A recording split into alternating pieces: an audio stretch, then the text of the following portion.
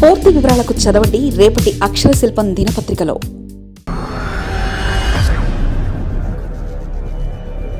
CM కాదు, AP CEO, CBN come CM come CEO. 1995 నాటి చంద్రబాబు చూస్తారా? వామ్మో వద్దంటున్న లీడర్స్ క్యాడర్ నారా చంద్రబాబు నాయుడు. పాలిటిక్స్లో ఈ పేరుకు పెద్దగా పరిచయం అక్కర్లేదు, ఇట్టే ఆ పేరును గుర్తుపట్టేస్తారు. నారా చంద్రబాబు నాయుడు అన్నా, చంద్రబాబు అన్నా, బాబు అన్నా, నాయుడు అన్నా అందరికీ అర్థమైపోతుంది. పక్కా పల్లెటూర్లు, లోకల్, నేషనల్, ఇంటర్నేషనల్ స్థాయి వరకు ఆయన పేరు అందరికీ తెలిసిందే. పక్కా తెలుగువాడైన నారా చంద్రబాబు నాయుడు ఒకప్పటి కాంగ్రెస్లో నాయకుడుగా పుట్టి రాజకీయం నేర్చి తెలుగువారి ఆత్మగౌరవం, అమిత గౌరవంతో పుట్టిన తెలుగుదేశం పార్టీని కైవసం చేసుకుని అంచలంచలుగా ఎదిగాడు. ఒక చిన్న లీడర్ నుంచి ప్రపంచ స్థాయి పొలిటికల్ లీడర్ రేంజ్లో స్థిరపడ్డారు. ప్రస్తుతం ఏపీ సీఎంగా చంద్రబాబు నాయుడు తన సేవలను అందిస్తున్నారు. అయినప్పటికీ సీఎం అంటే ఆయన ఓకే అని సరిపెట్టుకోలేరు, ఆయన్ని సీఓ అనే పిలవాలట. కారణాలు ఏవైనా సీఈఓ అంటేనే ఆయనకి ఇష్టమైన పిలుపుగా మారింది. ఆంధ్రప్రదేశ్ ముఖ్యమంత్రి చంద్రబాబు నాయుడు పదే పదే చెప్తున్న మాట తనలో 1995 ముఖ్యమంత్రిని చూస్తారని.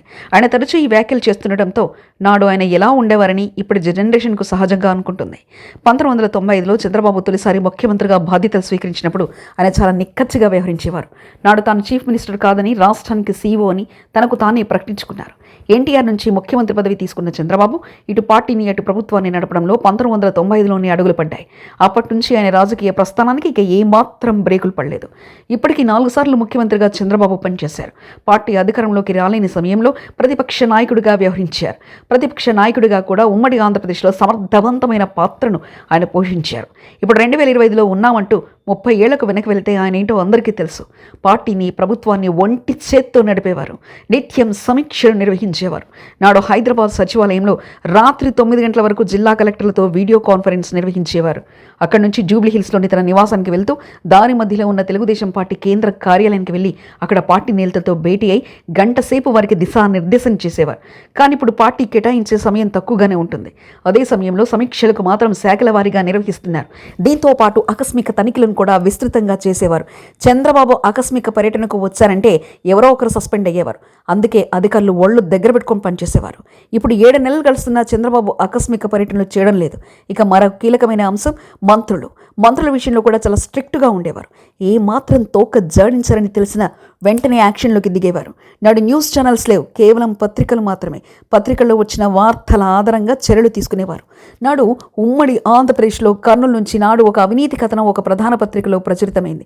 అయితే అందుకు బాధ్యులైన నాటి మంత్రి పోచారం శ్రీనివాసరెడ్డిని వెంటనే కేబినెట్ నుంచి తొలగించి సంచలనమే సృష్టించారు. కానీ నేడు మంత్రుల జోలికి వెళ్లాలన్నా చంద్రబాబు నాటి దూకుడు ప్రదర్శించలేకపోతున్నారని ఆయన దగ్గరుండి తెలిసిన వ్యక్తులు అనుకోవడం సహజం. ఎందుకంటే ఇన్ని ఘటనలు జరిగినా దానికి బాధ్యులను చేస్తూ మంత్రులపై యాక్షన్ తీసుకోకపోవడంతో చంద్రబాబు 1995 నాటి ముఖ్యమంత్రిగా మారతారన్న నమ్మకం లేదని పార్టీ నేతలే భావిస్తున్నారు. అలాగే క్యాడర్లో కూడా ఇదే అభిప్రాయం ఉంది.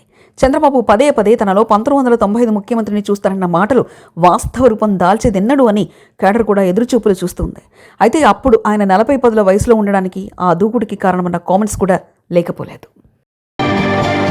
మరిన్ని కథనాల కోసం సబ్స్క్రైబ్ చేసుకోండి మీ అక్షర శిల్పం. పూర్తి వివరాలకు చదవండి రేపటి అక్షర శిల్పం దినపత్రికలో.